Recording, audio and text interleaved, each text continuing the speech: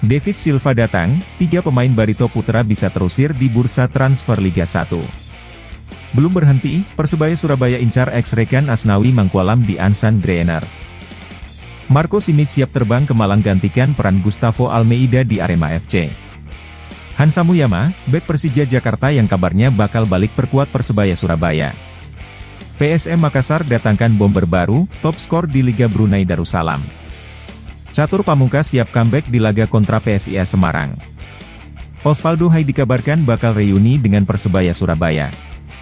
Timnas Indonesia gagal masuk babak 16 besar Piala Dunia U17 2023. Berikut beritanya hanya di Fortune Soccer News, yang memberikan berita terbaru sepak bola di Indonesia.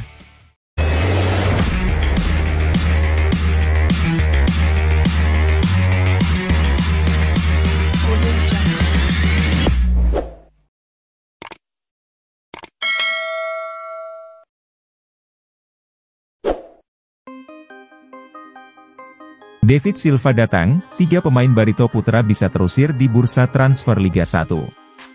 David De Santana Silva kabarnya akan menjadi pemain asing anyar Barito Putra di bursa transfer paruh musim Liga 1, membuat 3 pemain terancam pergi. Sebelumnya, David Silva tercatat sebagai pemain Kelantan United. Ia tampil di 14 laga dan mencetak 4 gol ke gawang. Namun entah mengapa, ia belum terlihat di 8 laga terakhir. Kedatangan David Silva tentu juga akan mengancam beberapa pemain depan Barito Putra yang minim jam terbang. Ketiga pemain tersebut ada Makan Konate, Excel Runtukahu, dan Afda Yusra. Catur Pamungkas siap comeback di laga kontra PSIS Semarang. Setelah sekian lama absen, Catur Pamungkas siap kembali comeback bersama Persebaya Surabaya pada pertandingan pekan ke-20 Liga 1 Indonesia musim 2023-2024. Bajul Ijo akan menghadapi PSIS Semarang pada 26 November nanti. Seperti diketahui, bek 24 tahun itu dihukum 5 kali larangan bermain karena pelanggaran membahayakan yang dilakukannya kepada bek Dewa United FC, Adi Setiawan. Catur Pamungkas menyatakan, apabila kembali mendapat kepercayaan pelatih ia akan memberikan kemampuannya 100%. Catur bertekad membawa Persebaya Surabaya bangkit setelah kalah dalam 4 laga terakhir. Marco Simic siap terbang ke Malang gantikan peran Gustavo Almeida di Arema FC. Kini, rumor terbaru menyebutkan bahwa Marco Simic menjadi bagian dalam klausul peminjaman Gustavo Almeida. Artinya, Simic bersiap ke Malang. Mencuatnya nama Marco Simic juga tak lepas dari bocoran informasi yang diluncurkan pihak klub sebagai pengganti sepadan Gustavo Almeida. Yusrinal Fitriandi menyebutkan, bahwa klub memang memasukkan 2 pemain asing baru dalam bursa transfer periode kedua Liga 1 selama November ini. Satu bocoran itu mencuatkan nama Marco Simic. Terlebih, situasinya juga tengah tak jelas di Persija menyusul kedatangan Gustavo Almeida. Osvaldo Hai dikabarkan bakal reuni dengan Persebaya Surabaya. Aktivitas transfer Persebaya Surabaya masih belum berhenti. Persebaya Surabaya juga berencana mengembalikan mantan pemainnya. Sosok pemain tersebut adalah Osvaldo Hai. Mantan pemain Timnas Indonesia itu saat ini sedang berstatus tanpa klub usai berpisah dengan Persija Jakarta pada Juli 2023. Situasi itu sangat menguntungkan bagi Persebaya Surabaya. Artinya manajemen bisa mendatangkan Osvaldo Hai secara gratis dan tak khawatir dihalangi klub lain. Jelang hadapi Dewa United, Persib Bandung punya tambahan amunisi baru. Gelandang Persib, Febri Haryadi sudah dinyatakan pulih dari cedera panjang yang dideritanya sejak awal musim. Bahkan perkembangan pemulihan Febri ini menunjukkan progres yang baik jelang laga pekan ke-20 Liga 1. Pelatih Persib, Bojan Hodap mengatakan, Febri memang belum berada di top performanya, tapi sudah menunjukkan peningkatan. Selain itu, Bojan mengungkapkan, secara umum kondisi pemain dalam keadaan baik usai diberi libur 5 hari.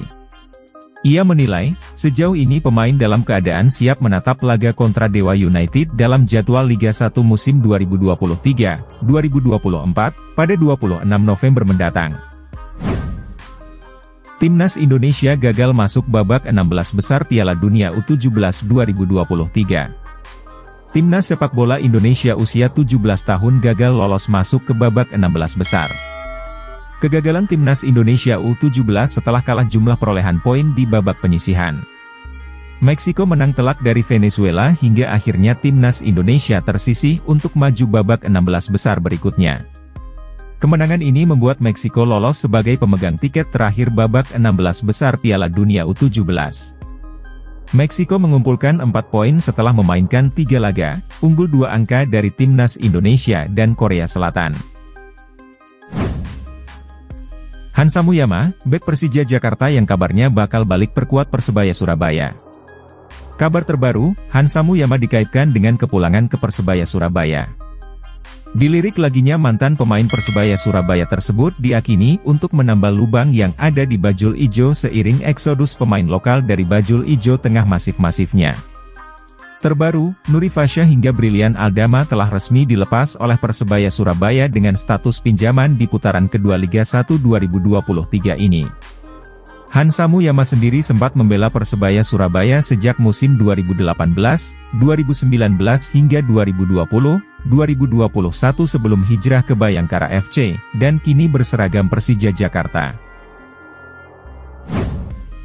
Belum berhenti, Persebaya Surabaya incar ex-rekan Asnawi Mangkualam di Ansan Greeners.